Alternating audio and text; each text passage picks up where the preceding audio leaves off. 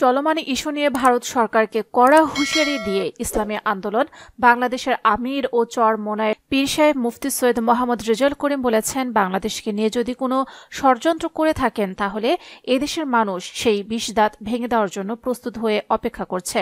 শত শত মায়ের বুক খালি করা খুনি হাসিনাকে ভারতে আশ্রয় দিয়েছে। ভারত বন্ধু রাষ্ট্র বললেও এখনও তারা বন্ধুর কোনো পরিচয় দিতে পারে নাই। লেকের পাড়ের স্বাধীনতা অঙ্গনে অনুষ্ঠিত গণসমাবেশে প্রধান অতিথির বক্তব্যে তিনি একথা বলেন। চরমোনাই পীর সাহেব মুফতি সৈয়দ মোহাম্মদ রেজাউল করিম আরও বলেন, সবাইকে সতর্ক থাকতে হবে। আমাদের দেশকে ধ্বংস করার ষড়যন্ত্র চলছে। আওয়ামী লীগ যারা করেছেন তাদের দলের বড় নেতারা কর্মীদের ফেলে টুনটুন করে হয়ে গেছে। এমন নেতাদের পেছনে নেমে বারবার জীবনকে ধ্বংস করবেন না।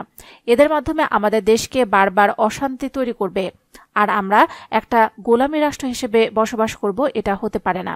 1971 সালের দেশ স্বাধীন করার জন্য এদেশের লাখ লাখ মানুষ জীবন দিয়েছেন। গত 5 আগস্ট আপনারা দেখেছেন, এদেশ আমার ও আমাদের। এদেশ রক্ষার জন্য যদি প্রয়োজন হয় রক্ত দেব, জান দেব। দেশ রক্ষার জন্য রাজপথে নামব, এতে কোনো সন্দেহ নেই।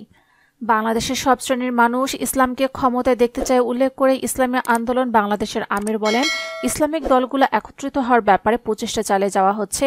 বারবার আমাদের ব্যবহার করা হয়েছে, বারবার আমরা পরগাছা হিসেবে ব্যবহার হয়েছি। আর কখনোই আমরা পরগাছা হতে চাই না। বাংলার জমিনের বুকে ভোট ভিক্ষা চেয়ে রাষ্ট্রীয়ভাবে ক্ষমতায় নেওয়ার জন্য চেষ্টা করা হচ্ছে। যারাই বারবার ক্ষমতায় গিয়েছে ওরা মানুষ নয়, সুরের চেয়ে খারাপ। ওদের কাছে জানের কোনো মায়া নেই, তাই রাস্তায় নামলেই গুম করছে আয়নাঘরে নিয়ে, খুন করেছে, মায়ের কোল খালি করেছে। আবার ক্ষমতা আসতে পাশের রাষ্ট্র ভারতকে বিভিন্ন দিক থেকে ব্যবহার করে আমাদের দেশে অশান্তির আগুন দাউ দাউ করে জ্বালাবার নীল নকশা নিয়ে কাজ করছে।